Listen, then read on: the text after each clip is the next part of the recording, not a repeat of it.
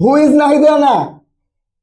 নাহিদ রানা কে Australia জানে না, কিন্তু আজকের পর থেকে হাসান মাহমুদের নাম তারা জীবনে ভুলতে পারবে না। অস্ট্রেলিয়া যে প্ল্যানিং করেছিল, পুরো প্ল্যানিং এর উলট পালট করে রেখে দিয়েছে।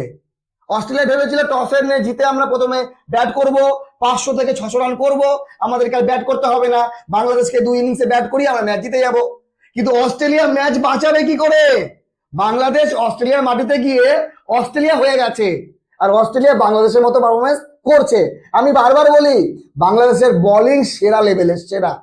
বাংলাদেশের বোলাররা যেরকম পারফরমেন্স দেয়, তাদের ব্যাটসম্যানরা যদি একটু সাপোর্ট করতো, বাংলাদেশ দলটা অনেক ভালো পারফরমেন্স করতো। অস্ট্রেলিয়ার মাটিতে গিয়ে অস্ট্রেলিয়াকে যদি টেস্ট ম্যাচ হারাতে পারে, এর থেকে অর্জন বাংলাদেশের কাছে আর কিছু হতে পারে না। আর এই ম্যাচে বাংলাদেশ জিতবে। আজকে যেই পারফরমেন্স দিয়েছে বাংলাদেশ, ব্যাটিংও ভালো হয়েছে।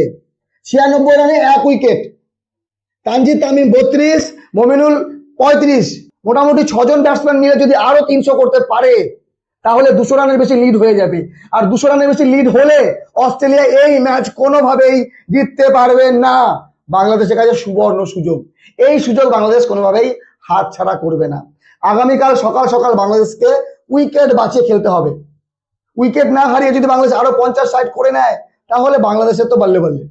আজকে টসে জিতে অস্ট্রেলিয়া প্রথমে ব্যাট করতে যায়, হেড 22, জ্যাক 23, তারপরে শুরু হয়ে যায় একের পর এক অস্ট্রেলিয়ার উইকেট যাওয়া।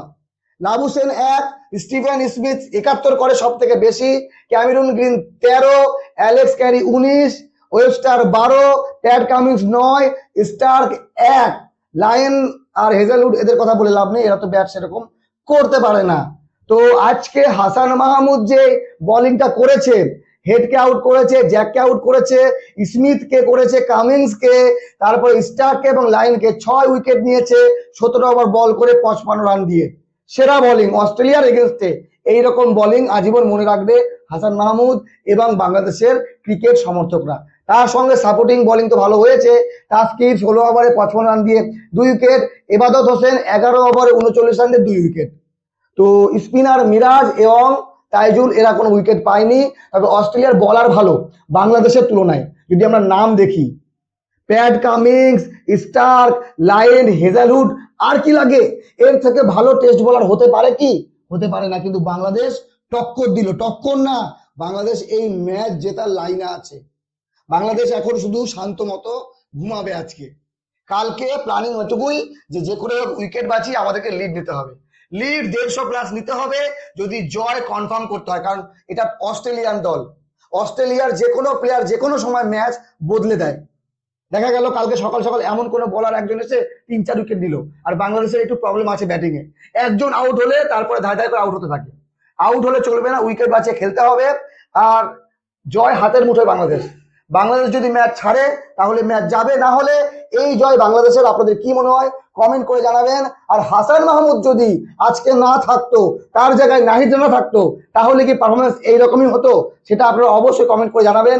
কারণ বাংলাদেশের সাংবাদিকরা, বাংলাদেশের সাংবাদিকরা, ক্রিকেট প্রেমীরা নাহিদ রানাকে নিয়ে অনেক আশা করেছে। সে এই দলে নেই, স্কোয়াডে নেই, প্লেইং ইলেভেনে নেই, থাকলে হয়তো ম্যাচের রেজাল্ট এরকমই হতো। কারণ নাহিদ রানার বল খেলতে আরো অসুবিধা হতো অস্ট্রেলিয়ার। অস্ট্রেলিয়া ভাবতোই না যে বাংলাদেশের এইরকম বলার আছে যে এত দ্রুত বল করে। তারা ভুলভাল খেলতো। আর নাহিদ রানা দুর্দান্ত ফর্মেও আছে। যাই হোক, নাহিদ রানা আগামী কোনোদিন অস্ট্রেলিয়াকে তার আসল চেহারা দেখাবে। তবে আপাতত অস্ট্রেলিয়া হাসান মাহমুদকে আটকানোর চিন্তা করুক। দ্বিতীয় ইনিংসে কিভাবে আমরা হাসান মাহমুদকে ট্যাকেল করব, না হলে বিপদ অস্ট্রেলিয়া আছে। যাই হোক, খুব ভালো খেলেছে বাংলাদেশ, এইভাবে খেলতে থাকুক, তাহলে বাংলাদেশের জয় নিশ্চিত। ভালো থাকবেন সবাই।